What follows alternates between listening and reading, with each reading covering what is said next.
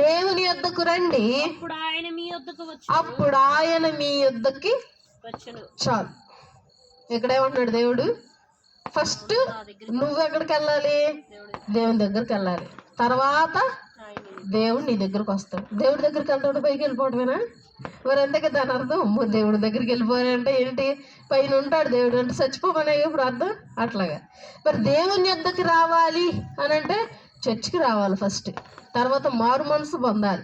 తర్వాత బాప్తీసం తీసుకోవాలి. తర్వాత దేవుని అంగీకరించి దేవుని చాటునే ఏదైనా కార్యక్రమాలు చేసినా, ఏదైనా ఆలోచన తలంపు వచ్చినా కానీ ఫస్ట్ దేవునికి చెప్పడం, ఇవన్నీ చేస్తే దేవుని దగ్గరికి వెళ్ళినట్టు.